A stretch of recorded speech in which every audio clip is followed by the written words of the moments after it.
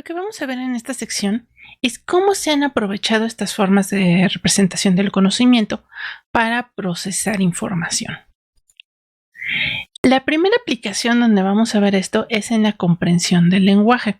Es más fácil si lo pensamos ahorita como lenguaje escrito. Entonces, aquí vamos a tener que comparar primero entre lo que sería como la técnica tradicional, o la más frecuente, y la que se va a manejar aquí, que es el análisis conceptual.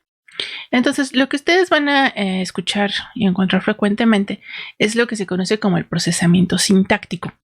Este tipo de procesamiento toma el texto y utiliza las reglas de la gramática del lenguaje que está analizando para tratar de extraer la información. De hecho, este tipo de análisis es paralelo a lo que se hace en el análisis de los lenguajes de programación, cuando se está interpretando y se revisa la sintaxis, después se revisa el significado, se hace la traducción, etc. Entonces, en el procesamiento sintáctico, el objetivo es producir una representación sintáctica del texto. Y aquí es donde la gramática tendría que ser perfecta, una vez que se logró analizar el contenido del texto.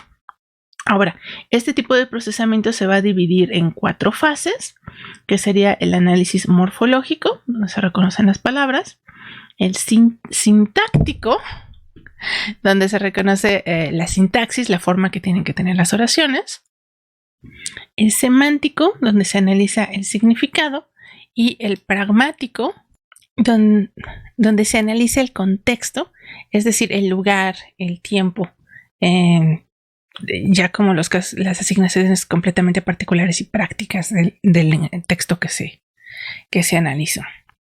Ahora, en la otra vertiente, que es la que se va a trabajar a partir de la dependencia conceptual, va a ser un análisis conceptual. Entonces, observemos que aquí partimos de la gramática y de aquí se va extrayendo el significado.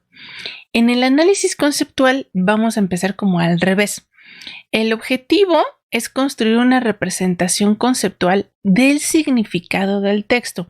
De hecho, la gramática va a ser como una herramienta auxiliar para poder entender el texto, pero no es el objetivo en sí, sino el significado. Estas representaciones únicas que deberían de ser independientes del lenguaje natural.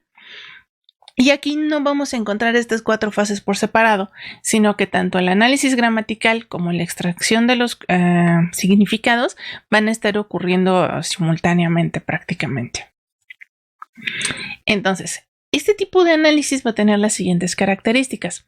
Primero, se guía por medio de expectativas generadas por las representaciones del conocimiento que se van ensamblando y llenando conforme se analiza el texto. Entonces vamos a pensarlo ahorita con, por ejemplo, los guiones que ya habíamos visto, estas estructuras de ranura y relleno, donde si identificamos un verbo, por ejemplo, inmediatamente se van a generar expectativas asociadas a todas las rendijas que vienen junto con esa primitiva. Si yo me encuentro el verbo comer, bueno, pues ya sé que ese va a ser un tipo de ingest y que debería de haber una comida y debería de haber alguien que está comiendo. Entonces, la aparición de un verbo como comer, beber, ingerir un dulce o algo así, van a generarme expectativas. Ya voy a estar esperando entonces por la estructura asociada a esta representación qué otro tipo de palabras tendrían que aparecer ahí y a qué categorías van a pertenecer.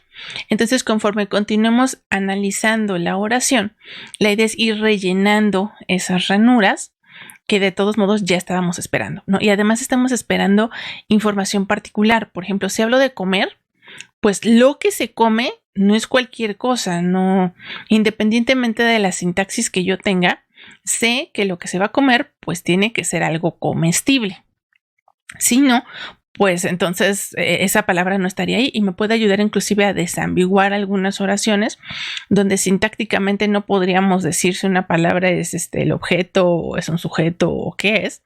Bueno, en este caso vamos a utilizar estas expectativas para poder discernir qué palabra es la que estamos utilizando, ¿no?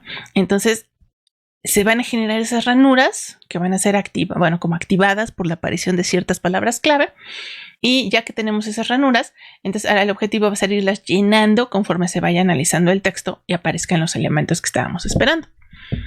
Entonces, para poder realizar este proceso, se va a utilizar una base de conocimiento conceptual donde se han prediseñado los esquemas de la información que se intenta comprender. Entonces, ya tenemos nuestras primitivas, ya tenemos sus ranuras, ya tenemos a lo mejor guiones donde sabemos que estamos esperando que aparezca, y lo que vamos a hacer es irlos activando poco a poco conforme aparezca la información en el texto. Ahora, también el análisis conceptual posee conocimiento lingüístico sintáctico. O sea, no lo vamos a dejar de usar, pero se usa como herramienta para generar la representación conceptual, no como un fin en sí mismo.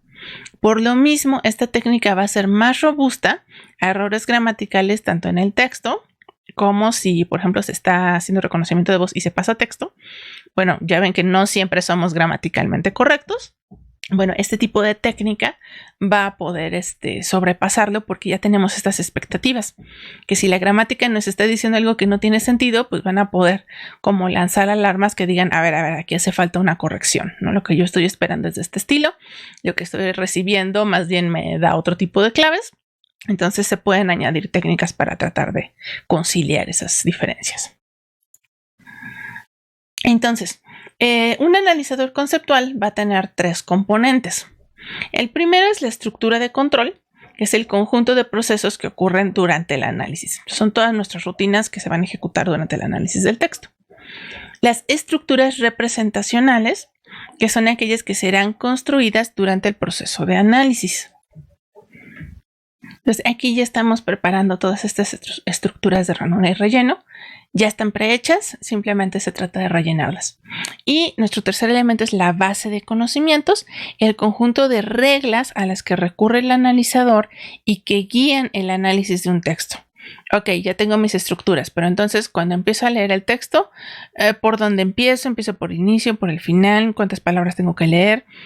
Cuando reconozca qué palabras, qué estructuras voy a tener que activar, de qué voy a hacer a continuación. ¿Voy a buscar el relleno de esas ranuras o voy a continuar leyendo el texto de manera oportunista para activar más nodos y después los compagino? Bueno, todas esas decisiones van a estar dentro de la base de conocimientos. Y entonces todo esto pues se puede como englobar dentro de una hipótesis que ilustra la filosofía de esta técnica, y es la hipótesis del procesamiento integrado. Esta hipótesis sostiene que la sintaxis y la semántica deberían estar completamente integradas en las estructuras de control y representacionales, y que mucho de la base de conocimiento también debería estar integrado, aunque un poco de sintaxis independiente existirá en la base de conocimientos.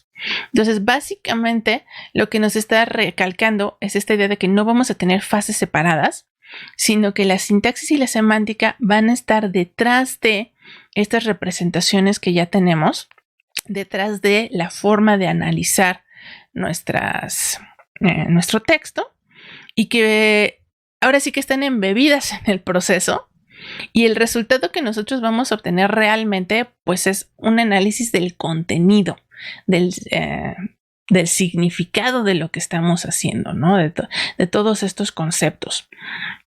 Entonces no lo vamos a separar en fases, sino que se están ayudando unos aspectos a los otros para poder completar esta representación conceptual.